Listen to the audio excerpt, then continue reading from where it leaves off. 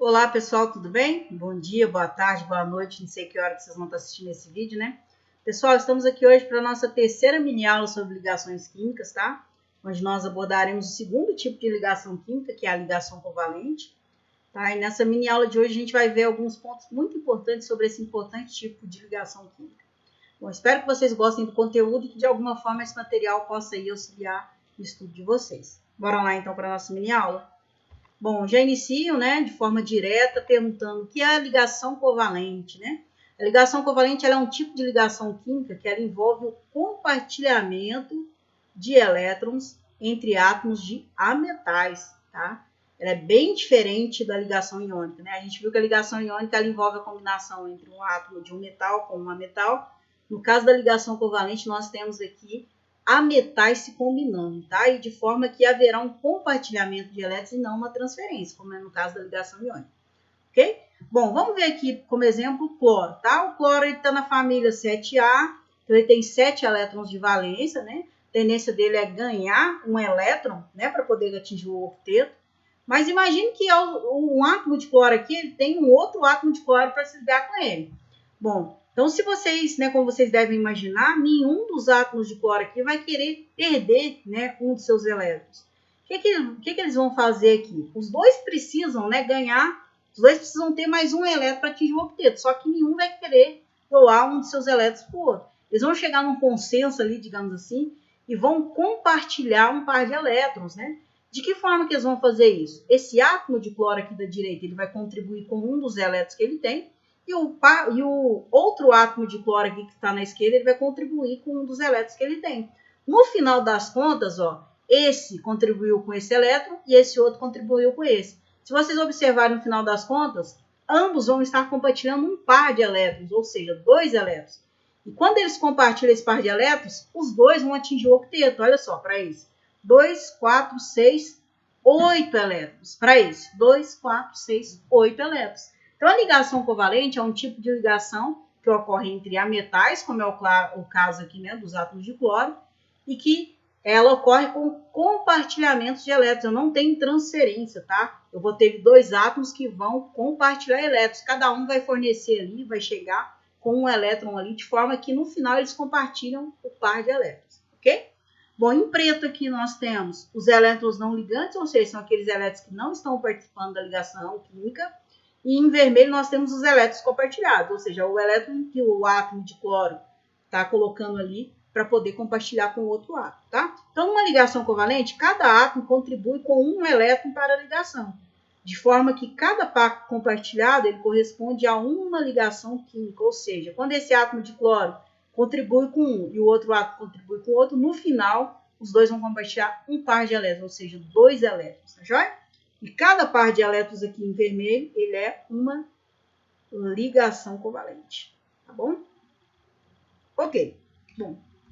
Então, vamos ver aqui as principais características, né, das ligações covalentes. Primeira coisa, ela é decorrente da combinação entre átomos de ametais, né? Ela envolve o compartilhamento de pares de elétrons, né? A gente viu um átomo contribui com um, outro átomo contribui com o outro, de forma que eles compartilham um par entre eles. É um tipo de ligação que é muito mais fraca que a ligação iônica, tá? A gente viu que a ligação iônica é uma ligação muito forte, porque ela envolve a atração eletrostática entre cargas positivas, que são os cátions, e cargas negativas, que são os ânions. No caso das ligações covalentes, são ligações muito mais fracas, porque a gente tem, inclusive, uma certa repulsão dos elétrons, porque eles ficam muito próximos uns dos outros, tá? No caso aqui, né, a ligação covalente ela origina 2 tipos de compostos, tá? Os compostos moleculares, que são aqueles, né, formados por moléculas, e em alguns casos, raríssimos casos, nós temos também a formação dos chamados compostos covalentes, tá? São compostos que apresentam uma estrutura um tanto quanto diferenciada, eu vou falar mais à frente. E, ao contrário do que ocorre com a ligação iônica, no caso da ligação covalente, a diferença de eletronegatividade ela é menor do que 1,7. Por quê? Porque eu estou combinando átomos de ametais, né? Então, se eu pego um ametal ali como o hidrogênio, que tem uma eletronegatividade, por exemplo, de 2,1, aqui no caso, o hidrogênio, né? 2,1. Combino ele, ó, ele compartilha um elétron dele aqui, tá? Com um átomo de cloro, né? Que tem 7 elétrons. Aqui é a eletronegatividade do hidrogênio 2,1. Do cloro, 3. Se eu faço a diferença de eletronegatividade, eu vou ter um valor de 3 menos 2,1. Ó. Eu vou ter um ΔE igual a 0,9. Consequentemente, é menor do que 1,7. Então, a ligação covalente ela é caracterizada por um baixo valor, né, de diferença de eletronegatividade entre os elementos que se combinam. Ok? Bom, e a ocorrência? Quando é que esse tipo de ligação vai ocorrer, né? Aqui a ligação covalente ela ocorre, então, entre átomos com pequena diferença de eletronegatividade entre metais. Por isso que eu vou ter um valor menor que 1,7. Foi o exemplo que eu dei ali atrás, né? O átomo de hidrogênio, eletronegatividade 2,1, tá aqui, ó. Ele é um metal, tá? Se combinando com o átomo de cloro, eletronegatividade 3, se a gente fizer a diferença, vai dar 0,9 volt.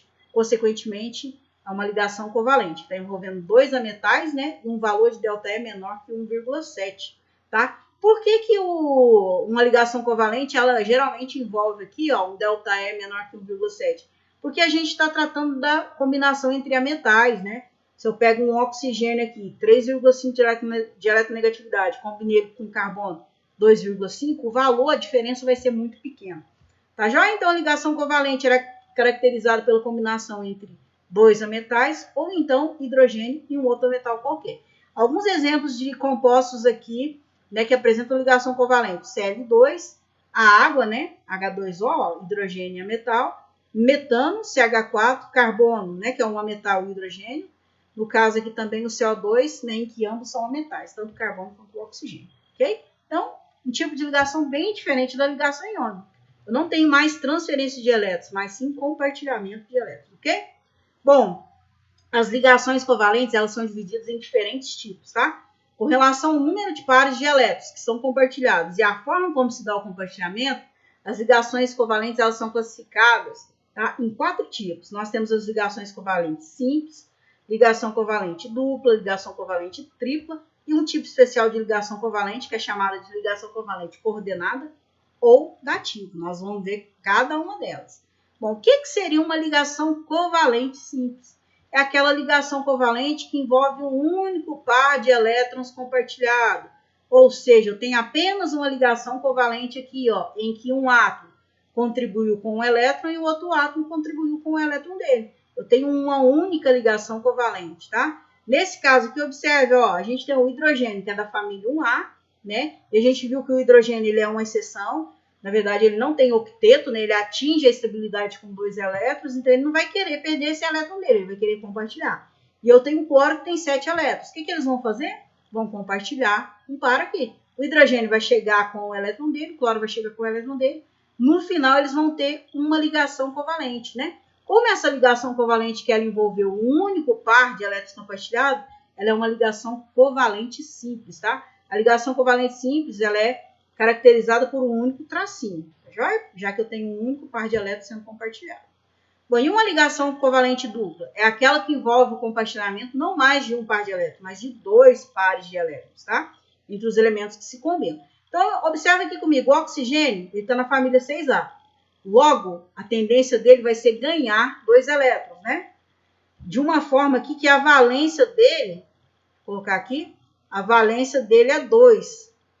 Ou seja, se a valência do oxigênio é 2, significa que ele precisa fazer 2 ligações, tá joia? Para ele atingir o octeto, ele vai fazer 2 ligações. Então, olha lá, tem 2 átomos de oxigênio combinando. Então, tem o primeiro átomo que tem 1, 2, 3, 4, 5, 6 elétrons e o segundo que tem 6 elétrons também. Como que eles vão fazer para ambos atingir o octeto? Bom, esse átomo vai contribuir com um, esse com o outro, fez a primeira ligação covalente. Só que se a gente observar, quando eles fazem a primeira ligação covalente, eles vão ficar só com 7 elétrons, né? Vai ficar com 1, 2, 3, 4, 5, 6, 7. Para esse, mesma coisa. 1, 2, 3, 4, 5, 6, 7. O que eles vão precisar fazer? Eles vão fazer uma outra ligação covalente, né? Ou seja, vão ter que compartilhar mais um par de elétrons. De forma que cada um vai ficar com 8. Ó. 2, 4, 6, 8.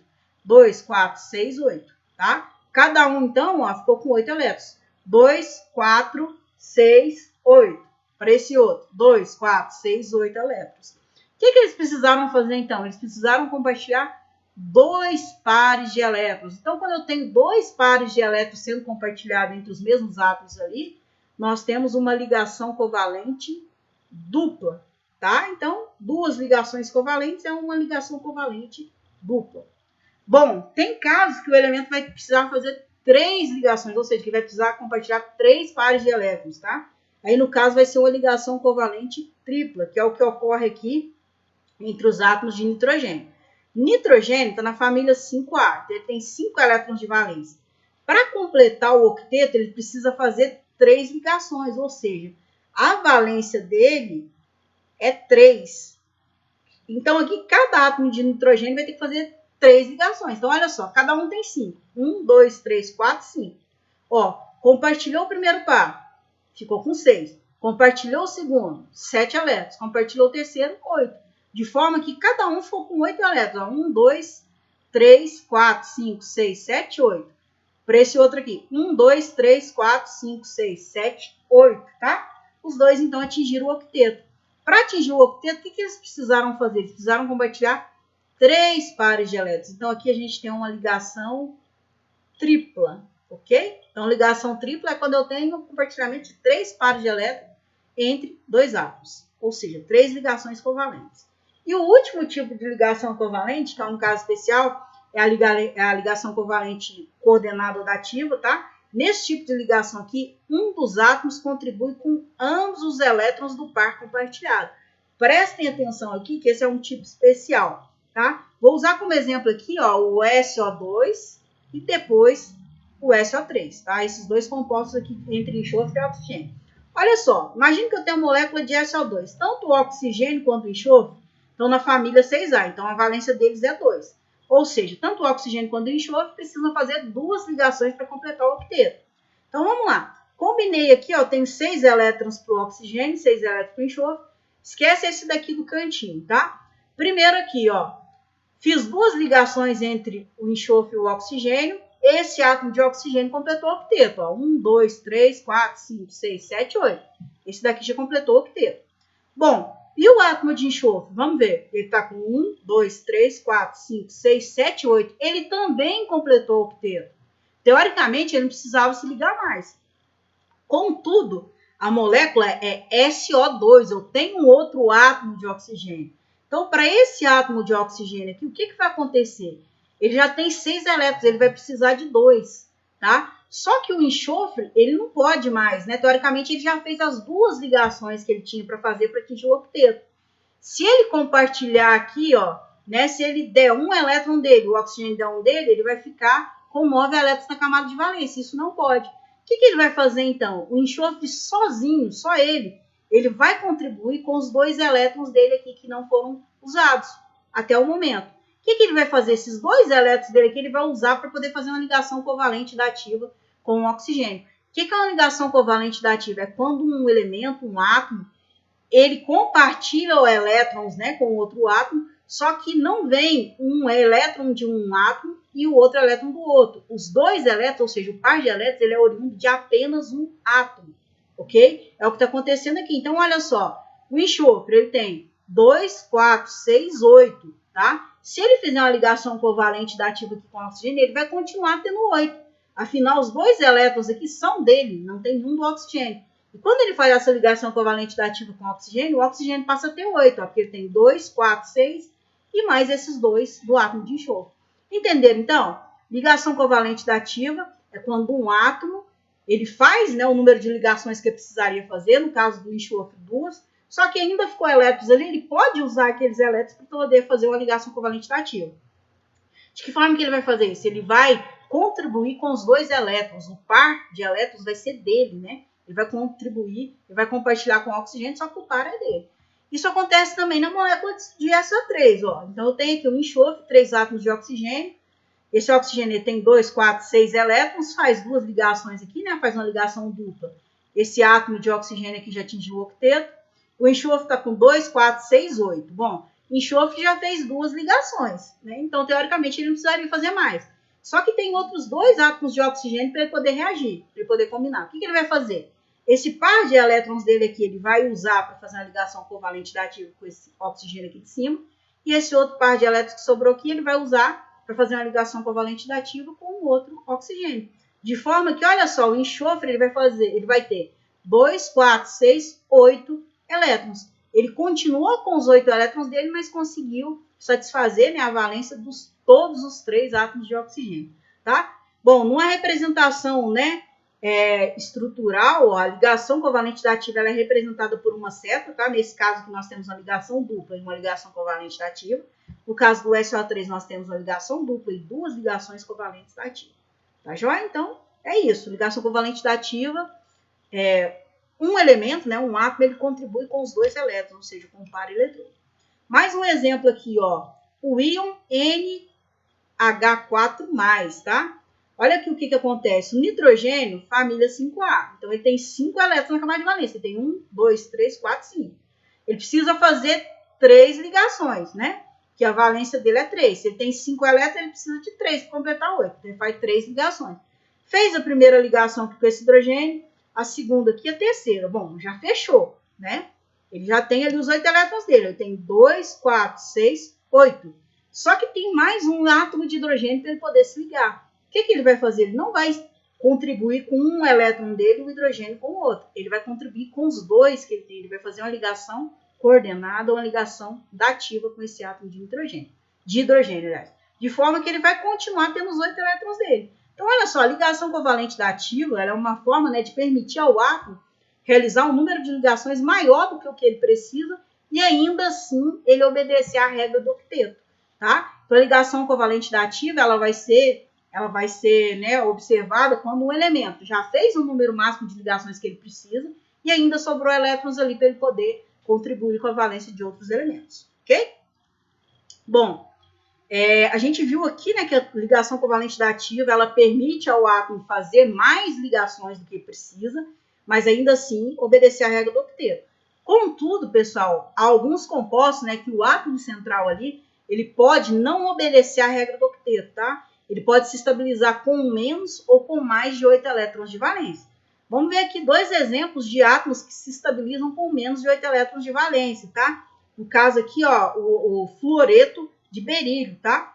Aqui no fluoreto de berílio, nós temos o berílio, né, que é o átomo central, e ele se liga a 2 flúoros, tá joia? Se vocês observarem aqui, ó, o berílio, ele tá com 4 elétrons na camada de valência, ele se estabiliza com 4 elétrons de valência, ó, 1, 2, 3, 4. Ele é uma exceção à regra do octeto. O mesmo acontece com o BF3, né, que eu tenho o boro, que é o átomo central, está se ligando covalentemente ali a 3 átomos de flúor. Então, ele tem aqui 2, 4, 6 elétrons de valência e ele já se estabiliza. Então, aqui 2 exemplos, né, de compostos em que o átomo central desobedece à regra do octeto. Bom, a gente pode ter casos também que o átomo central ele desobedece à regra do octeto de forma a ficar com mais de 8 elétrons na camada de valência. Ele pode extrapolar o octeto. Olha aqui, um exemplo é o PCl5.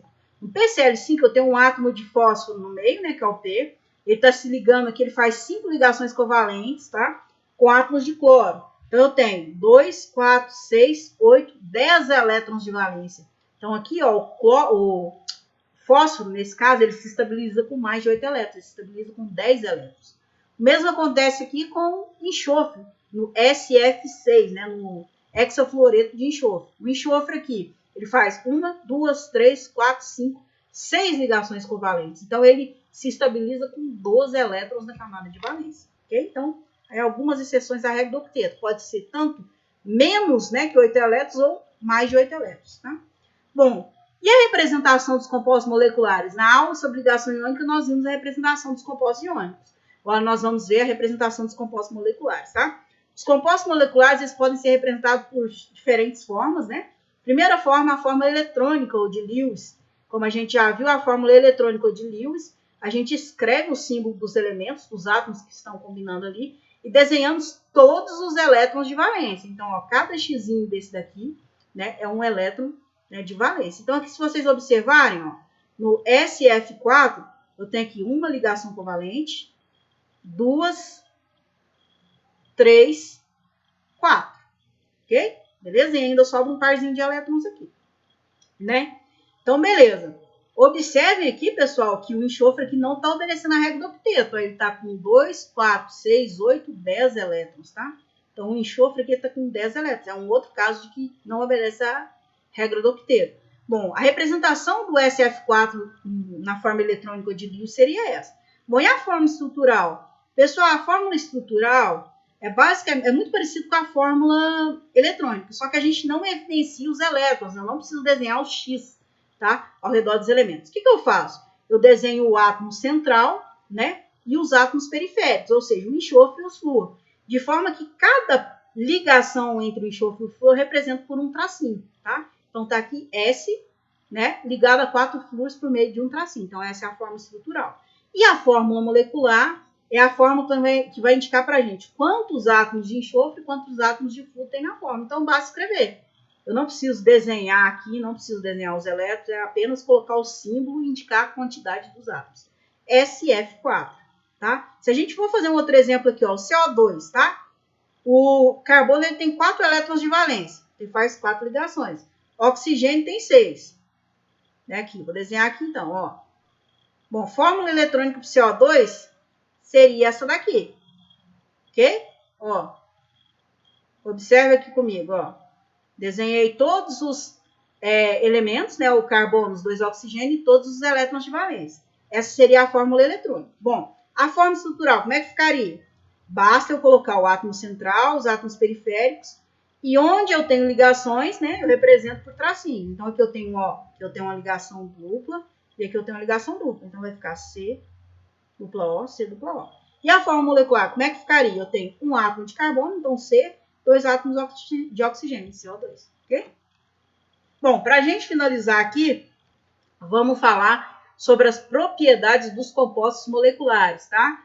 Os compostos, as ligações covalentes, né, elas geram compostos moleculares, ou seja, compostos formados por moléculas, tá joia? E uma das características desses compostos é que eles apresentam ponto de fusão e ponto de ebulição muito baixos quando comparados aos compostos iônicos. Como exemplo aqui, nós temos a sacarose, né, que é o açúcar, em que o ponto de fusão dela é 185 graus, e a gente viu que é muito menor do que o ponto de fusão, por exemplo, do sal, que é 801 graus Celsius. Outro exemplo aqui, né, de substância molecular que apresenta baixo ponto de ebulição, nesse caso, é a propanona, que é a famosa acetona, né, fórmula C3H6O. Ponto de ebulição dela é de apenas 56 graus Celsius. Bom, por que os compostos moleculares eles apresentam baixos pontos de fusão e ebulição? Como a gente viu, as ligações covalentes são muito mais fracas do que as ligações iônicas. Então, não precisa de uma temperatura muito alta, nem para fazer com que aquele composto se funda, nem para fazer com que ele entre em ebulição, tá? Outra propriedade importante, os compostos moleculares, em geral, são maus condutores elétricos, tá? Por quê? Porque eles não são formados por íons, eles são formados por moléculas. Então, imagine que eu tenho açúcar, peguei um pouquinho de açúcar nessa sacarose, dissolvi em água, então eu tinha um açúcar sólido. A única coisa que vai acontecer aqui é que o açúcar vai passar para o estado aquoso, ele vai estar dissolvido em água. Ela não conduzia eletricidade e mesmo quando eu dissolvo, não vai conduzir eletricidade. Por quê? Porque eu tenho um composto molecular, tá? Há algumas exceções, como é o caso dos ácidos inorgânicos. Ó, tem aqui um composto molecular, HCl, solubilizei ele em água, vai ocorrer um processo chamado de ionização, aí vai formar H mais Cl-. Nesse caso, vai conduzir eletricidade sim, tá? Por quê? Vai conduzir eletricidade porque houve a formação de íons, tá? Mas é uma pouquíssima exceção. Os ácidos inorgânicos são uma pequena exceção. Mas, no geral, os compostos moleculares não conduzem corrente elétrica porque eles não são formados por íons, eles não geram cargas, né? Eles são formados por moléculas, ok? Bom, terceiro aqui, ponto importante, né, com relação à solubilidade, tá? Geralmente, os compostos moleculares, eles são insolúveis em água, eles não se misturam com águas, eles são solúveis geralmente em solventes apolares, né, em caso solventes orgânicos. Um exemplo é a gasolina, ó. A água é um solvente polar, a gasolina é um solvente apolar, né, uma substância apolar, eles não vão se misturar, tá? Muito comum os compostos moleculares não serem solúveis em água, ok? Bom, outra coisa que eu acho que eu pulei aqui, ó, com relação à forma de ocorrência desses compostos, né? Como a gente viu, os compostos iônicos a temperatura ambiente, eles são sólidos cristalinos.